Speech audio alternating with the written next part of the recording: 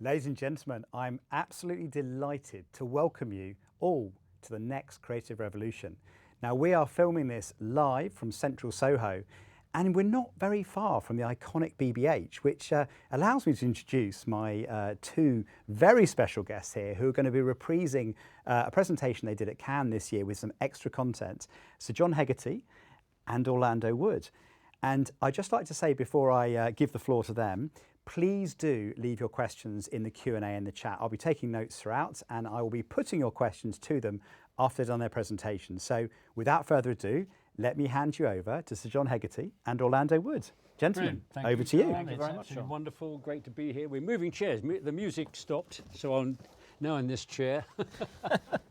Wonderful. Well, Orlando, this is absolutely fantastic. This is a reprise of the talk we did at Cannes. And I suppose I could actually introduce us as you're the sort of, your intelligence, and I'm supposed to be magic. You know, you're the intelligence. Well, it's very kind of you to say so, Jon. Well, that's quite all right. Yes, I suppose you could. But we are actually very seriously here to talk about, hopefully, the next creative revolution. And why are we doing that? There is no question that the state of the industry is not in a great place.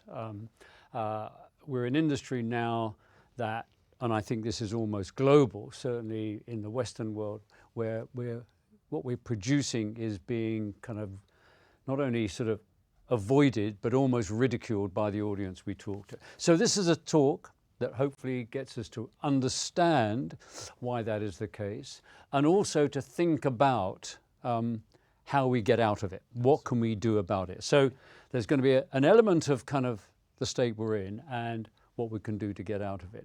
And I think one of the great, this is the quote we had at Cannes, and it said, last year, brands spent upwards of 750 billion on advertising. It's estimated that only 6% of it, so get that, 6% of it is truly effective. Now, I thought when we did that, we got a great... It was quite a provocation. It was a provocation, it was, wasn't it? And various people complained and said, no, the figure is 10%, to which we sort of thought to ourselves, it's a bit like people arguing about how fast the Titanic sank, isn't it? It was an hour and a half. No, it wasn't. It was an hour and a quarter. Should we throw them a life raft? No, no, don't do that. Okay, we'll let it go. So that, I think, does sum up the debate we're having, which is that so much of advertising is not effective. And why is this? And what can we do about it? So that's the debate. So I think you've got a slide here. Yes, well, I think it's worth reflecting on. I never understand these slides, no, but I know you're going to talk me through them. I will talk you through it. So I think it's worth talking about that 6% figure for a minute and where it comes from. And when you look at...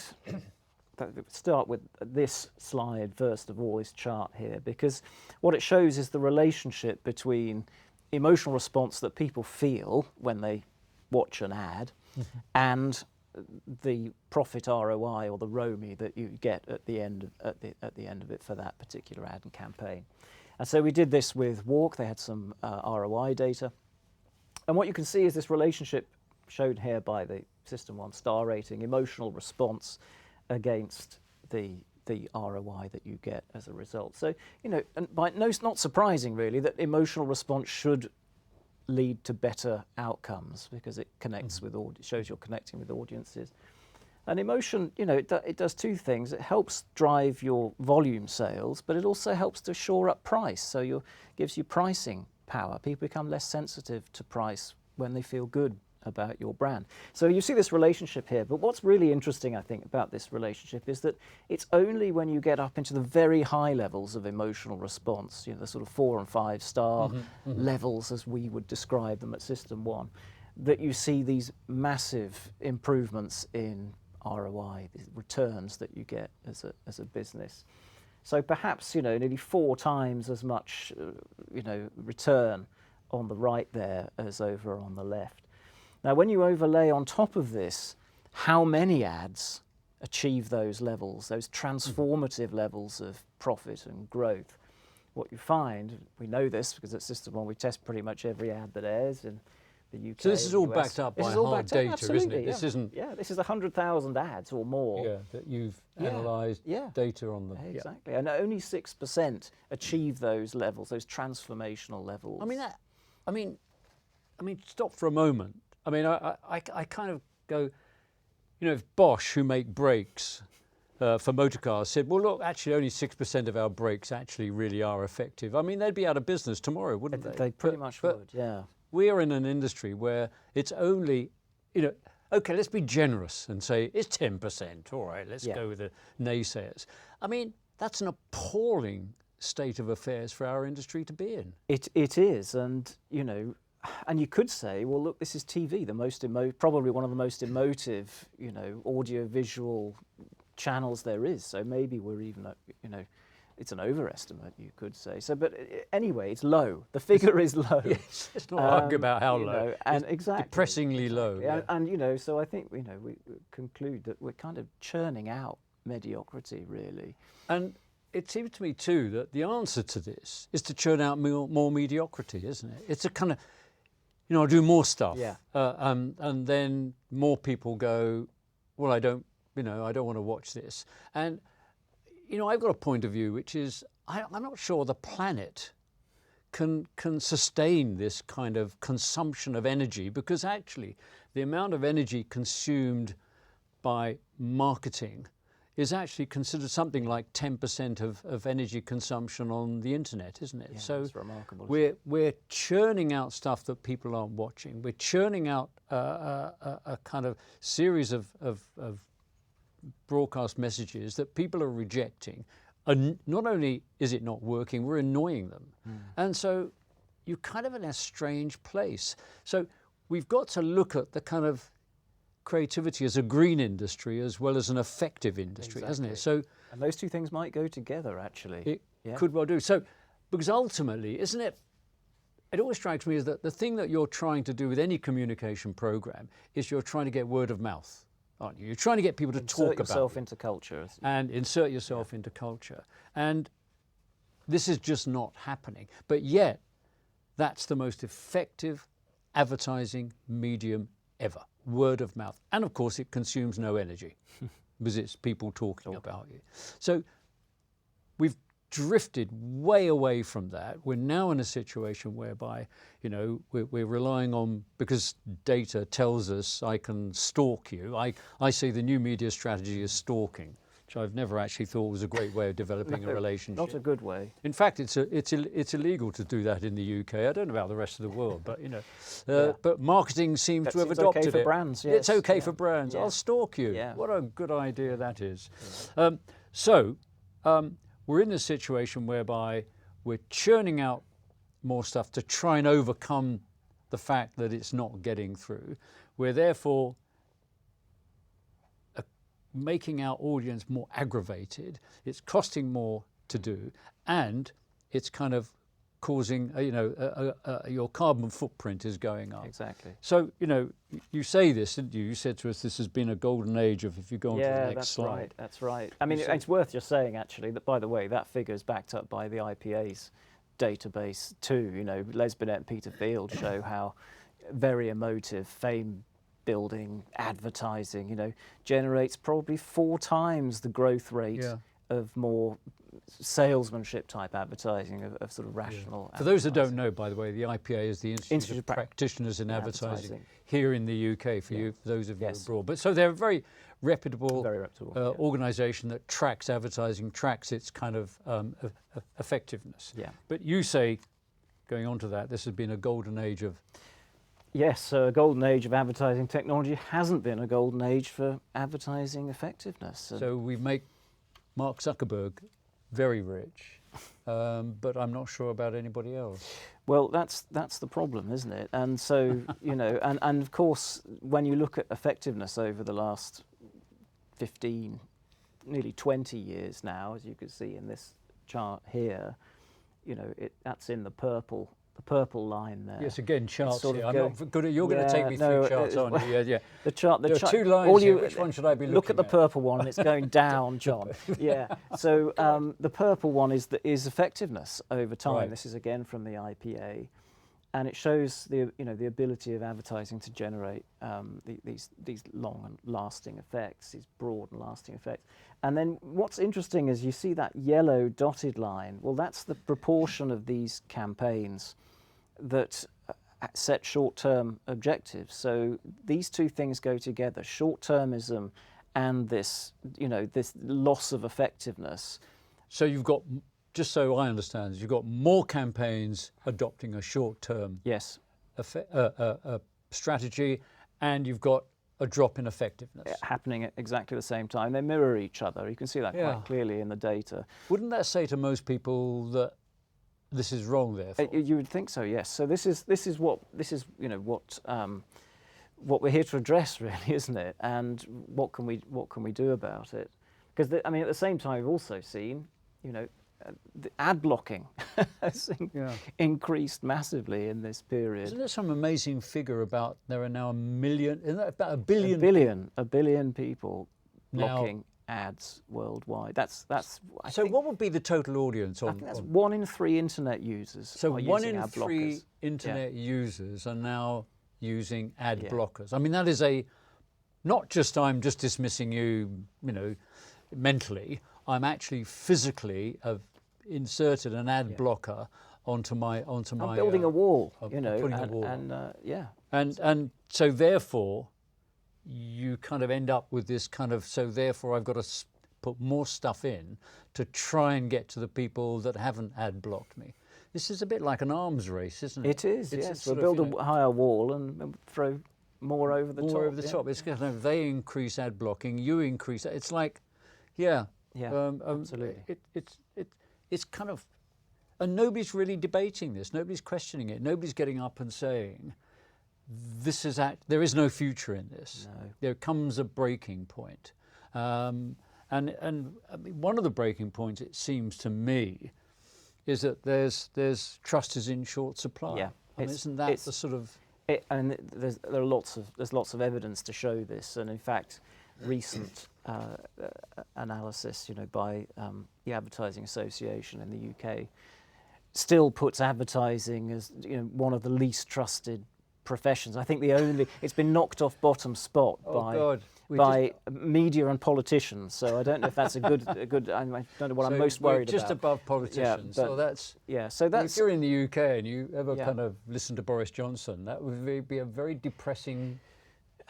Well, point. exactly. I'm sorry, I'm being political there. Yeah. He's no longer our Prime Minister, by the way. He got kicked out for lying. Yeah. But we're just above him. Yes. We're just sort of just above. So I mean, the papers is progress, but there's still this problem with trust and advertising. But that's what I mean, at the core of brands is trust. I mean, that's why they came into existence. That's what brands are for, aren't they? That's what brands are for. I mean, the whole point of a brand is it's something you could trust, someone you could trust, a point of view you could trust, a reliability. That's at the core of what a brand is. So if that's failing, then brands must be failing. That's surely. a problem. Yeah, I mean, and that's partly why effectiveness is falling. I mean, what's interesting, I think, some work that Peter Field has done shows that advertising that is able to make these trust gains, these campaigns that can achieve trust in their, for their brands in the audience, are becoming more and more effective. So this link between,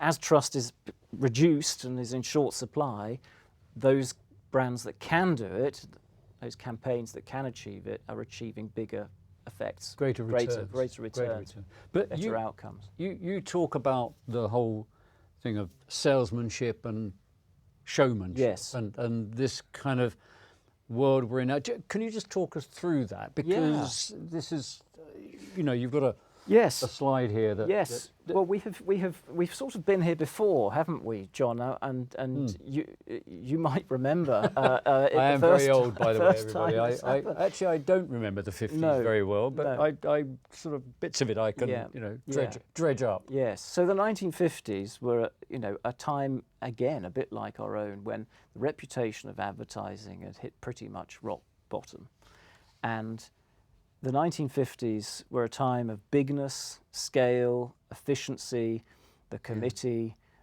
top-down hierarchy, in business, it was a time of reconstruction, of course, after the war, so all of these Yeah. things were important, but it led to a kind of advertising that was quite monotonous and quite repetitive. In fact, perhaps the great proponent of this style of advertising was Rosser Reeves, who invented the unique selling proposition, which I'm sure people have heard of. And he believed in advertising as a kind of science. And in fact, a lot of his ads, would include people wearing white coats and telling you, about the Anybody with a white benefits of- coat, by the way, we're not having a go at you. No, just- nothing wrong with white coats. These were lab coats, Yeah, weren't no, they? lab coats, yeah. And I mean, this is an example of one of his ads for Colgate, missing, talking about Gardol, one of the ingredients that other toothpastes don't have. And this is based on a school of advertising that probably went back to about 1905, 1910, and Claude Hopkins, who believed in giving people the reason why they should buy. So it's very left brain, this. This Yes, is all it left is. brain. It is, and very much so. So it's very direct. It makes it focuses on superiority. We're better than the other brands. And it makes things easy for people. So often there'd be a coupon that, where you'd sign up, get some free product.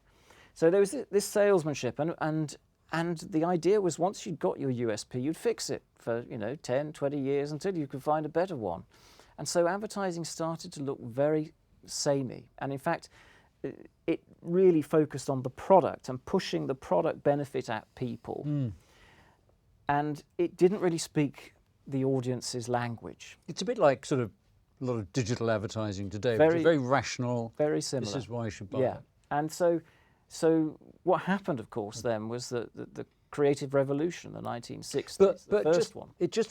I just sort of remember there was a terrifying book that came out called The Hidden Persuaders. Oh, true, yes. In the early 60s by a man called Vance Packard that claimed advertising was having this detrimental effect upon you, and they had all kinds of techniques to actually get you Yes, to look at James something. Vickery and subliminal advertising. And so this was a kind of a comment, an observation of what was going on in advertising in the 50s. That's right. And everybody wants to read it, they can read it, Vance Packard's book, that's The right. Hidden Persuaders. And I remember when I came into advertising, so it was a bit, in the mid-60s, that book was still kind of resonating around the world because it became quite a huge particularly in freedom-loving America, that was critical of what we were doing. We were trying to control people. We had the ability to do so. The Hidden Persuaders. Yes. And it was really a comment on this era, this period of advertising. That's right. So then along comes the Creative Revolution. Bill Bernbach. And Bill Bernbach, famously talked about artistry as opposed to the science. And he was pretty appalled by the notion that you had to hit people repetitively with the same message. And he thought it was better to play to people's natural inquisitiveness, openness to novelty, and to make things interesting, to treat the audience with respect, to be kind of very honest, disarmingly honest in his advertising. To use Which is wit why he and said charm. lemon, didn't he? Yeah, on exactly. the ad there. Lemon, occasionally you get a bad one, but Yeah. we don't let it get through. Yeah, exactly. And this juxtaposition, which is Yeah. how you find the magic in your product often, isn't it? And when you put two things together, here the headline and the car, and it's, oh, what's that? But he also talked about before you can engage, you have to entertain, Yes. which was a novel experience because prior to that, advertising was seen as, beat them over the head until they submit. Whereas Bernbach came along and said, no, what you've got to do is entertain, and then you can engage. But what's interesting, something that you highlight, is that this creative revolution didn't come out of the head of people like Bill Bernbach and all those great agencies that came out of America in that period. It was much more kind of basic than that. We can talk about that. It came up through, there was a new generation of people, after the war, the teenager, when the term invented then, films, you're starting to see things like Some Like It Hot or, North by Northwest, and music too, of course. Rock and roll was starting to happen there. So something was bubbling up. So there was a cultural a cultural kind of element to this that was going, I sort of reject this kind of rebel without a cause. Yeah, you know, this kind of authority, this science, exactly. this kind of controlling of me, which of course I suppose you can argue ends up with the hippies, doesn't it? It does, yeah. But, it does. but this, so what you're saying is this change in advertising really came from a changing culture. It sprang from that, and you know, what advertising did very well was to capture the spirit of that. And Bill Bernbach and DDB, you know, when they set up, I mean, he already could see in 1949 that with Gray that they were worried about. He was worried that we're becoming too big. I'm worried, he said, you know, that we're becoming too big, that we're focusing on technique rather than, you know, work that actually engages and entertains people. So anyway, this around 1959, 1960, we see the VW ads and start to emerge, and this is just one example that really I think were a catalyst for what followed. It's interesting now, because as you're talking, I'm thinking of films like Stanley Kubrick's kind of Dr. Strangelove, you know, about the nuclear weapons and things like that. So there's this questioning of this scientific, analytical approach and forgetting humanity, forgetting empathy, and out of that comes this amazing revolution. That still really resonates today, because I always contend that Bernbach invented what I think of as modern advertising. Well, it was seeing that ad, wasn't it, John, that got you into advertising in the first place. It did. I was at design school studying graphic design, loving ideas, but kind of design was more about techniques and colours and shapes.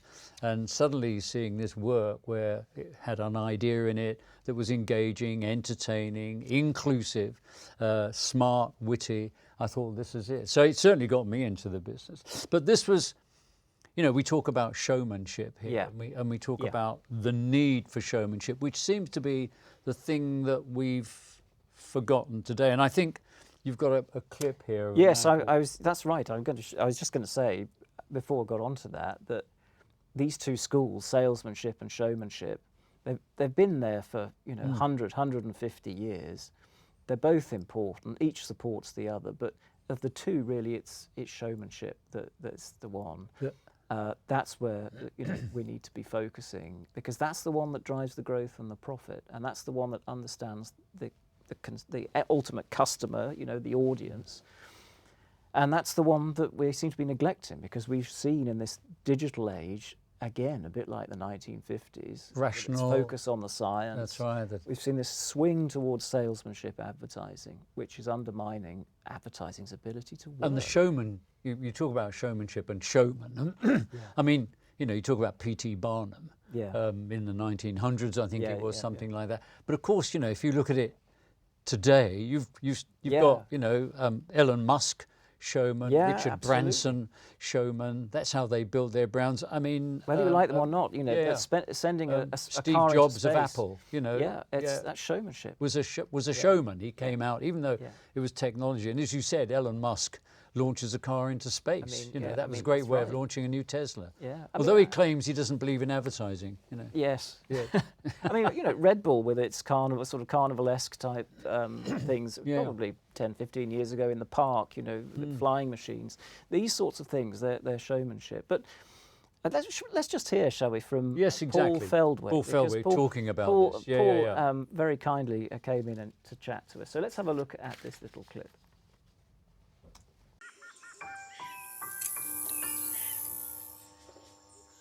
You really have to go back more in history to see that there's a much more sort of fundamental truth about advertising, which predates salesmanship in print, which is a much more sort of disreputable carnival world. The world of the medicine shows, the world of P.T. Barnum, who really sort of developed many of the techniques that early mass market brands were able to build on by using mass media to create fame and to create ballyhoo and to get things well known and to get things wanted and talked about, which is a much more simplistic way of thinking about how advertising works in a way, which is perhaps why it was looked down on from the early years of the 20th century. But it's always been there. It's always been the case. And this is what because it makes a nice chime, obviously, if it's not salesmanship, it's showmanship. I mean, I think I don't know if I invented that term to apply to advertising. I certainly think I've done something to popularize it. Showmanship is the thing that it's all about. So that Paul talking about showmanship there and the need for showmanship and why we need. And as we said, if we look today, we have got the Elon Musks of this world, the Richard Bransons of this world, Steve Jobs, who were showmen, and they seem to build, whether you like these people or not, that's not the point. They seem to build amazing brands and do it very, very effectively and develop a kind of relationship with their audience. That's right. And I'm sort of fascinated too because you've also talked to neuropsychologists, That's haven't right. you? That's right. About kind of how the brain absorbs information. And again, this sort of analytical approach seems to ignore the fact that the right-hand side of the brain, but that's the left-hand side of the brain, wants to absorb things in a completely different way. That's right. And this is someone. So this is Ian McGilchrist, Dr. Ian McGilchrist, who I talked to at length, and his books, very, very influential on me anyway, and I think should be great. Is he at university or is he? Certainly, he was at Oxford. He studied at Baltimore. Went to Baltimore, the Neuroscience place there, and so he is, one of the world's experts really on attention, and how attention, the kind of attention that we bring to bear on the world, and he has, through his studies, shown the different types of attention that we pay to things in the world, and talks about this link between the broad beam attention that our right hemispheres dispose towards the world, and this left hemisphere narrow beam attention. Now, people have long dismissed. We call it right brain, exactly. left brain, don't right we? And left brain. Now, we've long dismissed this idea of left and right brain as being rubbish, but actually, what he says, it's not that they do different things, it's that they do things differently. They have different takes on the world. So the right hemisphere is interested in the living, in movement, in the context, social context. It can understand things on different levels, metaphor. It's what the right hemisphere is very related to humour. So it tells the difference between a joke and a lie.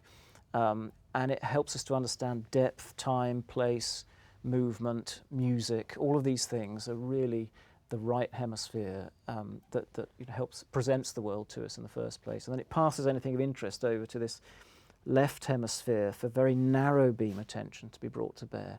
And it's the left hemisphere that helps us grasp things with our right hands, typically. And it breaks things up into smaller parts. And it likes to categorize things. And it's one of those, it's the left, that's what the left. Should we hear what he's got to say? Well, no, I don't think we can hear what he's going to say, John. He's just a still. He's just a still. Oh, right, he's not appearing for No, it, he's not he appearing. Will appear. He will appear in what we come on to talk about in a moment. So that whole kind of thing of how the brain actually works is obviously what he studied, what he talks about, and what he says, look, if you've got to understand this relationship between the sort of left-hand brain and the right-hand brain to actually create, in a sense, a kind of really cohesive communication program. Of course, because the right hemisphere is, which is better connected to memory and emotion, by the way, helps us to process emotion, understand emotion on other people's faces and bodies. It's this that I've shown in my work is what captures attention, what holds attention, what makes people feel, and actually leads to better business outcomes. It's this that's at the heart of showmanship and what showmanship is. Creating empathy, isn't Creating it? empathy, absolutely. The right hemisphere is all about empathy. Fundamentally important. Whereas the left hemisphere is about grasping, and it's grasping at a sale. It's very narrow, and it's me at you, and it's direct. And that really is, that kind of style of advertising is much better suited to it's salesmanship. So these two you need schools, both, don't you? Yeah, you need both. You both. both, yeah. Left hand and right hand. And one would argue what what we have at the moment is an imbalance. An imbalance. Between we have those two hemispheric imbalance. And hemi-neglect. We've neglected the right hemisphere. Yeah. And that is a problem, by the way, not just for advertising, but for culture and society more broadly, this literal and rigid way of thinking that comes with the left hemisphere. So these two schools, salesmanship and showmanship, very interestingly, when you look back at what people have said about them over the years, and you look back at the practitioners who made these kind of advertising, they mirror very closely these two modes of attention. So we really need to understand these modes of attention to understand how to create these two types of work, these two schools. To create a success. So here we are. We've spent, I don't know, half an hour or so telling everybody what's wrong. Yeah. Now, I'm sitting there thinking, well, how do I put this right? What am I going to do? How do I deal with this? And I think this is where your brilliant new course has come in. It's called Advertising Principles Explained. Actually, that says ape. Ape. Ape. Yes. And you've got a gorilla as your symbol. The gorilla, why a gorilla? Is that? Well, the gorilla, because, advertising, a bit like, the gorilla, has a rather endangered habitat and is a threatened species, and so a gorilla seems to be appropriate for what we're And talking about. you're saying that advertising is a threat. If it a- carries on the way it is, It is, yeah. it is going to become extinct because it's not effective. 6% is not a great success rate. It's not. So you're on a mission Yeah. to change this with this wonderful course called Advertising Principles Explained. And I suppose what you're doing is you're trying to make people understand in depth how to create a great campaign. work. We've been here before. These things often are kind of wheels Cyclical, that go yeah. round. And that this course is going to help you kind of navigate the kind of world we're in and how to create a better, not create, but navigate through a better campaign. Make work that's going to work harder for you. Yeah. Better. So it's eight. It is. It's eight seminars. eight classes, Yeah. 8 films really, and through them we set out the foundations, advertising's foundations, its principles, and then how you can get to a better place with your creative team, your agency, get the best out of people. So I would argue, sorry, not because you can see it up there. Those are the Yeah. core. So, one of the things that I would argue, if you look at that, I would say to clients, why don't you spend less on advertising? I would genuinely recommend everybody should spend 10% less on their advertising and make it 30% more effective. Wouldn't that be, Great. and this is what in a way, you're claiming you could do. If you follow this course, Yeah. you will actually be better at creating a communication program that actually you could spend less on and be more effective with. Well, that's right. I think we've lost. I've talked to a lot of marketeers, and they say, we've lost confidence and experience in creating this kind of showmanship advertising, and a lot of marketing teams have grown up in this salesmanship era. So how do we create this work that drives growth rate, that drives profit, and that's what the course is about, and we do it. That's why you say ape or die. Isn't Ape it? or die, yes, die. that's right, that's because right. we are in a place where if we don't do something about this, and this is what you explained, Yeah. this is how it works. So I actually think if you go through this course, you're going to be the smartest person in the room. And Well, that's pretty good, isn't I it? hope quite so, like yes. the idea of Yeah, it. yeah. But here's a question. So, we are talking about kind of, terrible, the advertising's awful. I have to say, actually, people who are not in advertising who I know say to me, John, what on earth has happened to advertising? It's got worse and worse. But some people are doing it well, aren't they? They are, They yeah. are. Who would you single out? Well, as I think, and in fact, it's one of the things we look at in the course as a great example, and we speak to Guy and Bosco, who created the campaign. But it's the Cadbury campaign. Should we take a let's look have at a that? Yeah.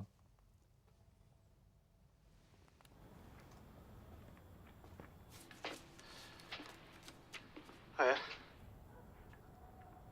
You alright?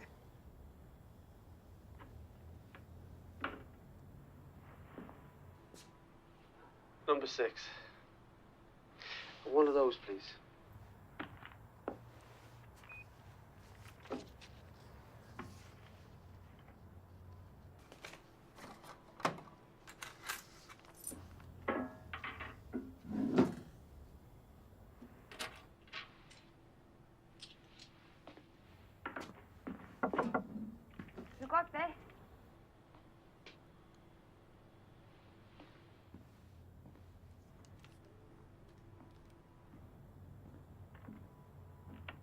Love you, Dad.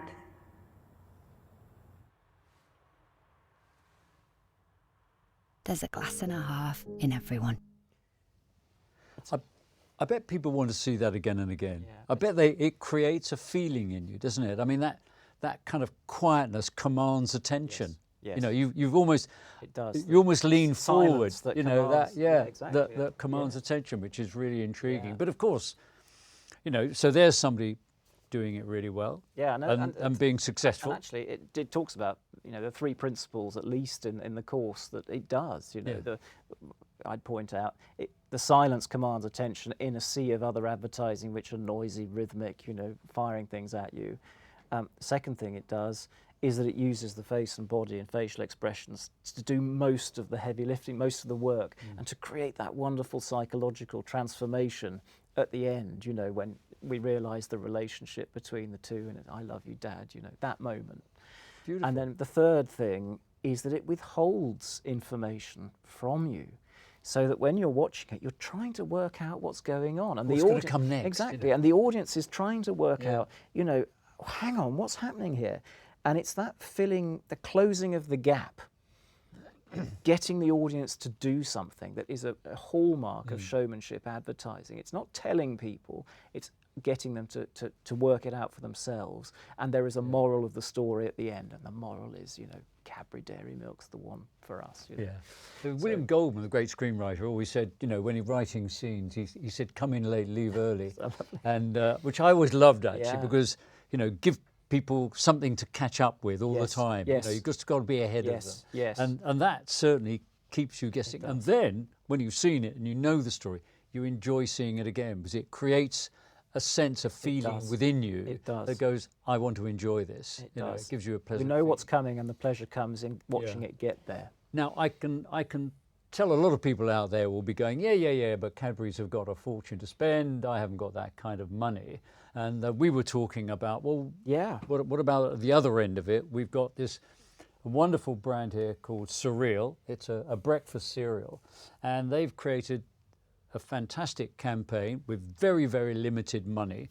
They do stunts and stuff like that. And they focused all their expenditure, what money they've got, on LinkedIn. It all goes on LinkedIn because they work out that's a good audience for them. So they've made a media selection. They run their work on LinkedIn. And it just seems to me they're having great fun. That's it. That's the wonderful thing, isn't it? You look at it and you think, well, they're having fun. They're playing almost with us, and we're enjoying it. And we're enjoying it. It's a process that then reflects on the brand, on the product, and the experience. It respects the intelligence of the audience, doesn't it? Which is what Birnbach believed as well. And it projects a personality. These are two things that are really important in showmanship. So there we are. We've got, you know, 2 examples of people doing it incredibly well. One big brand realizing the value of what they've got, and then at the other end you've got small, and they're actually the fastest growing breakfast cereal in the UK. So obviously what they're doing is working, and it seems to be that irreverence and fun they've put back into it, which kind of transforms the way you think about that brand and advertising itself. I'm sort of wary of time here. We've got a little short video here of a man called Peter Field. That's right. Talking about the problem with short-term thinking. Should we just have a look? Let's just have a look at that.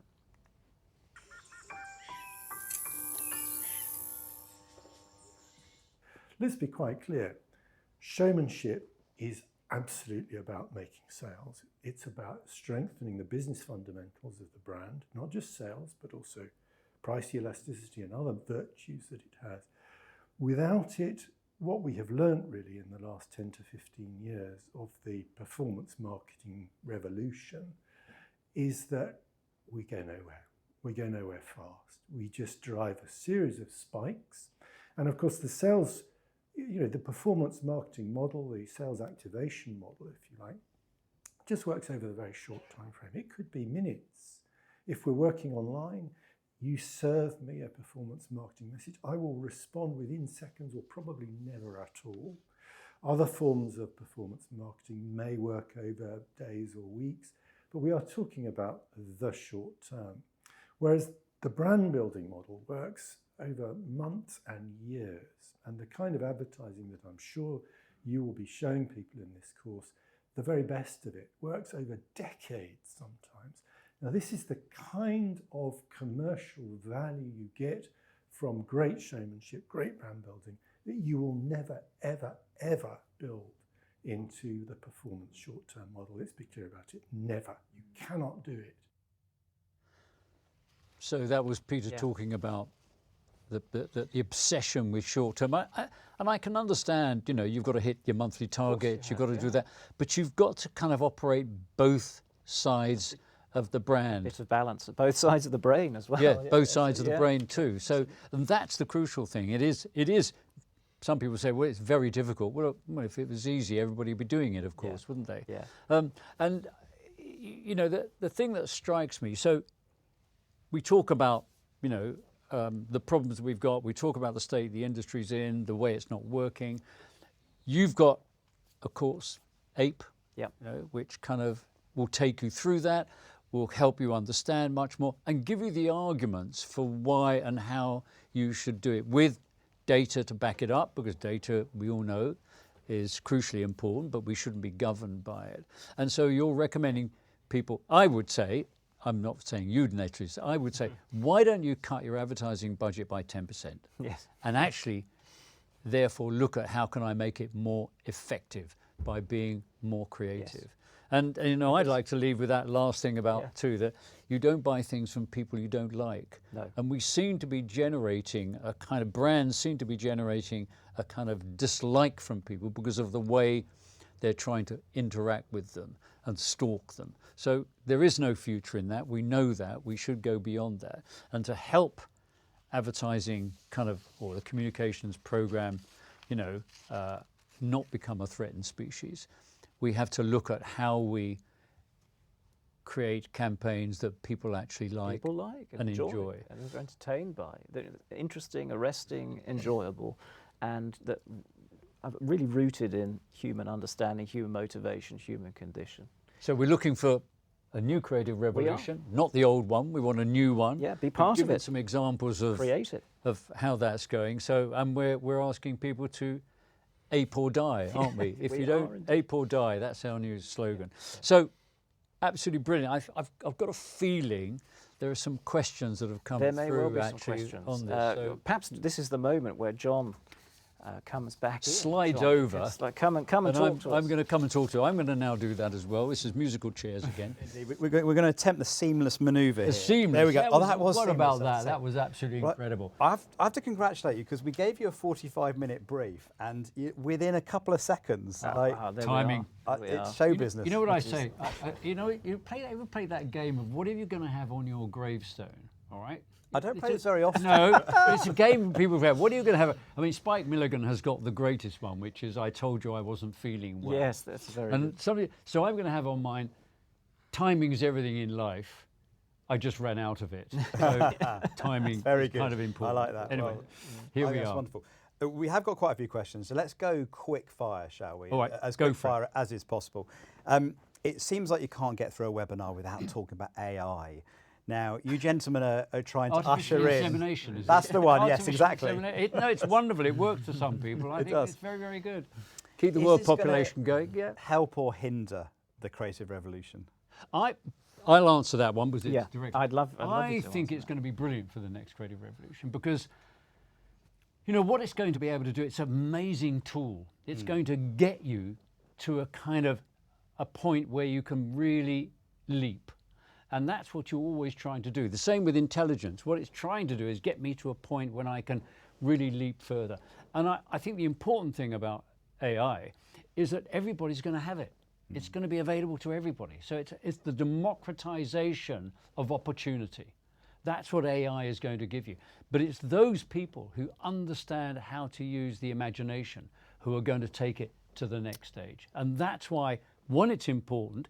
It isn't the answer. It helps you get to an answer once you engage the imagination. Yeah, that makes It's a complete tool sense. like any other, isn't it? And like the electric An amazing guitar. tool.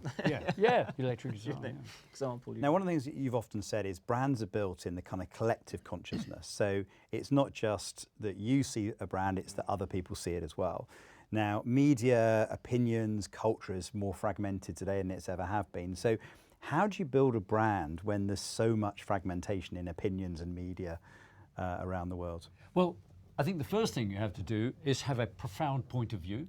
I think it requires you to be even more kind of inventive in the way you talk to people.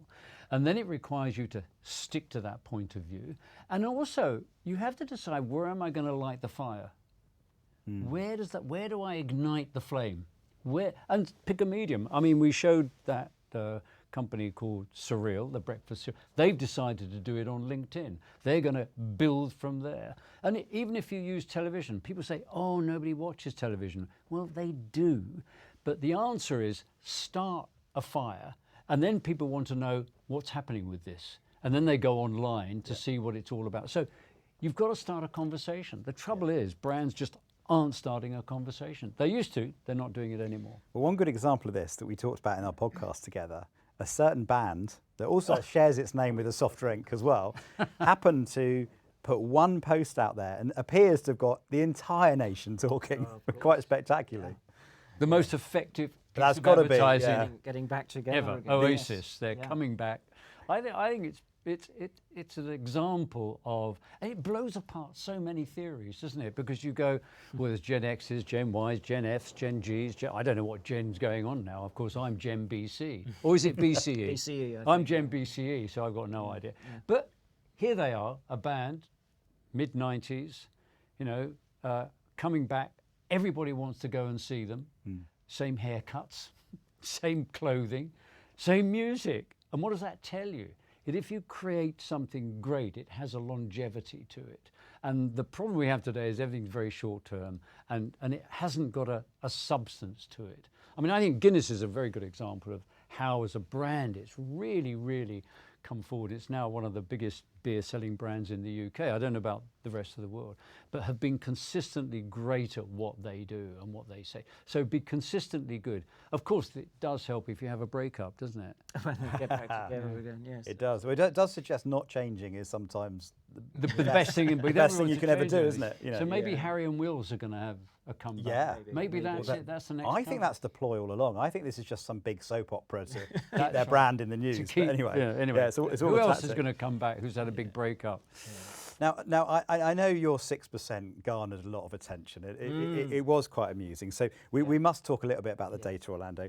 One of the questions that came in was, how do you define effectiveness? Because effectiveness is a broad church often. And so how have you defined it in the Well, in the 6% there are charts? different types of effects, aren't there? Different types of business effects, and this is one of the key lessons in the course that we talk about. And we're defining it as the sort of success, by which we mean growth and profit growth, that you get with showmanship advertising, really. And that truly transformational work that inserts you into culture, that people talk about. And, we're talking about an emotional measure here. I showed the chart earlier that we've linked to growth. That you put that together with your share of voice, and you grow. And that's what we're talking about here. We're not talking about the short-term effects that Peter was just describing. The sort of sales spikes that you get from salesmanship or performance advertising. I'm talking about the long growth in base sales that can be achieved from this kind of memorable, noticeable, watchable work. And also, it also, it has ripple effects for brands, doesn't it? Of course it does, yeah. I'd like to work for those people. Just simple thing about getting the best people to work for you. Who do you think people love to work for? Kind of like, Nike, because it's a really cool brand. Why is it a cool brand? Because of the way it communicates, the way it talks to you. I mean, we forget all these other things that are great communication programs. So when you talk about effectiveness, not just in driving sales and but profit, everything around the brand that sustains it. That's a great point, John, because I was talking to Les Binet on the course, various contributors as we've seen today, and he said at the time of the Smash Martians campaign, I don't know if anyone will remember that in the UK, we're going back Another quite Cadbury's a long time. piece of Cadbury's yeah. advertising. He said that 2% of all British graduates were applying for jobs at BMP who made those ads. Of all graduates, Of all that year, Graduates were- in the UK wow. were applying for a job at BMP of who course. made those ads. Design, So you know, if we have we have a reputational problem, it's difficult to recruit today into the industry. You make better work, and people will come. But to also you. for the brand itself. And for isn't the it? brand, Yeah, of course, itself. Good Yes. brand. And the knock-on effect on the Yeah. share price. You know, they're a valued brand. I'll pay more for them. Yeah, loans are cheaper too. Yeah. You know, so Now, Orlando, you and I had a running joke at Cannes this year that every time we bumped into each other, which was quite frequent to be fair, Well, yes. you kept asking me the same question, which is, John, what's happening on the socials? yes, And so one of the questions here is... and your merch. I was interested. the in well, the merch. socials and the merch. Oh, yeah, you've the got to have two the most merch. important things, you see. That's the modern marketer. You has should have got one those. April Dye, We a do- we do T-shirt. need I to would where like is have the these merch, to- Orlando? well, Come on, no, I mean... Come on, for God's Yeah. sake. We've got the I thought you were in the marketing. I uncensored, thought you understood about, you know. Yes. the subliminal Hopeless. branding here. Yeah. Yeah, I think we exactly. should do a course called Yeah. Advertising Principles Explained. Yes, I'll Very do. good. I will pick Great two- idea. You should invest in it, John. Well, maybe I should. So going back to socials for a minute, why are brands so obsessed with being on there 24/7 and pushing out so much content as opposed to putting the effort and expertise into the kind of work you're talking about? Well, it's a very good question, and I think we've sort of become a bit conditioned by the media environment that we operate in, and it feels like we have to keep feeding the machine, doesn't it? And the emphasis is on the machine. It's on the pipes. Therefore, we talk about content. Not the actual. We're focused on content. Suggests we're focused on the pipes, not what goes through them. And I think it's a problem, and we need to have a bit more care and craft in what we do. But also, isn't it, that the social media companies want us to do that because it serves their purpose, not yours. I remember serves the attention this was algorithm, about doesn't it? 5 years ago, and it was a friend of mine was in charge of digital at Land Rover Jaguar, and I had a lovely meeting with him, and he said, "I've got to go now, John, because we're kind of doing a new campaign, and of course we've got to be on all the time." And he left, and I sat there thinking, why? I don't go out and buy a motor car every day. Why does he have to be on all the time? Because you can't be on all the time and do great things. All you're creating is digital landfill. Yeah. More stuff that the planet cannot support. If you're concerned about your carbon footprint, you can't go on churning out this rubbish. Yeah. The planet cannot succeed, and it's going to turn. People are going to make this connection. They're going to make a connection between brands pumping out average and what it's doing to the planet. What's your answer going to be, Mr. Brand? What are you going to say when you say, "Oh, I know we've done all that. I know it's been terrible." Yeah. What are you going to say? So think about that now. Definitely. Well, that being said, everyone, please go and check out advertisingprinciplesexplained.com. Right, back to the conversation. Yes. That was a Just to make commercial sure, break. just to make sure no one This will miss be a no commercial one miss that. break. Now, often when we're talking about these things, people assume, well, it's okay for big brands, with big budgets, and they've got, big fantastic agencies on their side. Any advice to smaller brands? Because it feels like, this is a bit of secret sauce that maybe the smaller brands could probably get. And going back to your AI, of course, how can smaller brands exploit some of these tactics that you're talking? Well, there's an example in the course where I talk about the early days of DDP, and they were working. It was actually the campaign that caught the eye of VW, and it was for a small retailer in New York called Allbacks, and they spent a 40th of what Macy's was spending.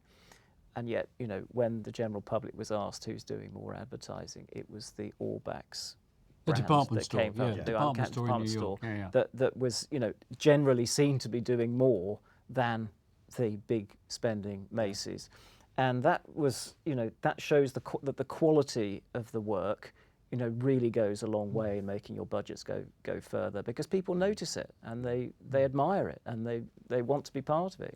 It's an approach thing. You want to approach that kind of brand, don't you? You do. Goes back to what we're saying, says spend less, Yeah, create exactly, better. exactly, Create absolutely. better. Yeah. Well, without upsetting our good friend Mr. Ritson, my favourite example is Liquid Death.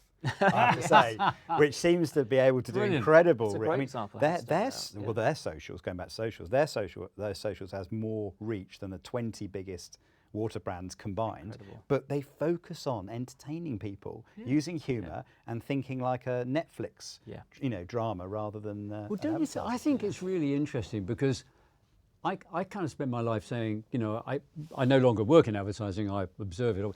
You know, when I used to say, I work in advertising, I don't live in advertising. And I actually said, I don't like advertising. I mean, 90% of it is just absolute rubbish, garbage. Who'd want to associate yourself with that?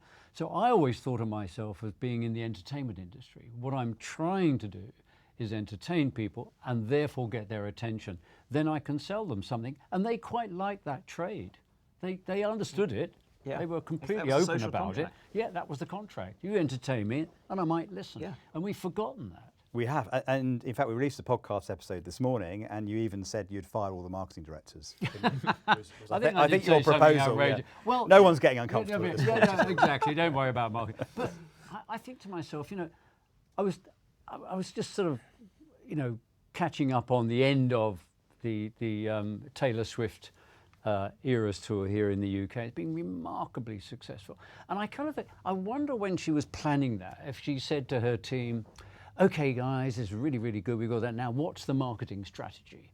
I bet if she wouldn't even know what you meant if you said marketing to her, she wouldn't know what you're talking about. What she's done is make an incredible product, presented it in an incredible way. I mean, I'm not a particular fan, but that doesn't matter. And people respond to it. So I think my point here is, I think often marketing gets in the way of success because it pretends it can cover up a poor product. It can cover up the lack of quality in a product by doing great marketing and you know, confusing people. And I think it's creating a disservice to our industry instead of focusing on quality and dramatizing the quality of what it is you're making. That's marketing for me. This links to another question that came in actually, which is, so when you talk about showmanship, does that mean you're not interested in showing off the product? No, I think it's about dramatising the product in interesting and engaging ways. Yeah. And actually, it's quite interesting when you look at showmanship advertising. Quite often, because it's talking to, and it has to talk to a broad audience, because it's trying to make it accessible to everyone and engaging for everyone, it tends to start broad. You know, it starts with the human condition, and gradually, as you move through the ad, I'm talking audio visual, you know, you get to a point where it's the product helps to serve that, it does that, you know. Whereas with salesmanship advertising, for the audience, it often starts with the product and ends with the product and has the product in between, you know. And it's sort of, it feels like the manufacturer is pushing out the product, and its focus isn't the customer. The focus is the product. But with showmanship advertising, you've understood the customer, you've understood the audience, and you've presented the product in such a way that people get it instantly and enjoy it and understand what it's for and how to use it. And I think that's the difference. It's the different end of the telescope. You know, so one end is the sort of the very product focused and the way that we here at the manufacturer think about our product, and showmanship is about, well, let's just look at it from the audience's perspective. I think there's a very good point there, because I'm certainly not saying, I know that actually you ignore the product and you entertain people and they said, oh, and by the way, here's a product. Yeah. BBH, the greatest ads we all did, the product was central to it, central to the idea. It told a story through that product. Look at all the Levi's work we did, Audi, Lynx, Johnny Walker, the product was central to it. That Cadbury's ad we showed, the product was the hero. The hero was the product. You know, and it was the relationship that those was demonstrated through the product. So it's very important that we're not saying, oh, you know, products are boring, do a little bit of entertaining, and then you'll do well. No, we're saying create emotional connections via the product, which is what we did with Levi's, as I said, with Audi, and with all those great brands that we had the fortune to work on. And you know, Bill Bernbach said, find the magic in the product. Leo Burnett said, find the drama in the product. Yeah. And you know, by the way, the other thing that Bill Bernbach said is that the device that attracts attention should also tell the story. And I think, you know, in putting this course together, that and finding the magic in the product through things like juxtaposition, humour, that's what's really sort of touched me. That's what I've you know, learned through the whole process of this as well. Interesting, you know, Cadbury example actually, because it's so quiet that actually you remember the product more because it isn't shouting. It commands attention. It commands attention because it's so in a different way. Yeah, and it's at the centre of the drama as well. And that comes from Cadbury's desire to get back to this notion of generosity.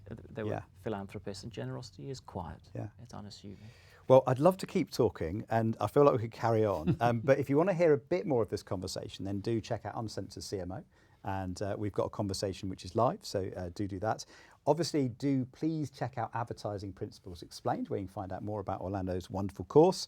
It launches when, Orlando? 23rd of September, so there you taking go. bookings. So bookings are open now, so do go and check it out. It's not long left.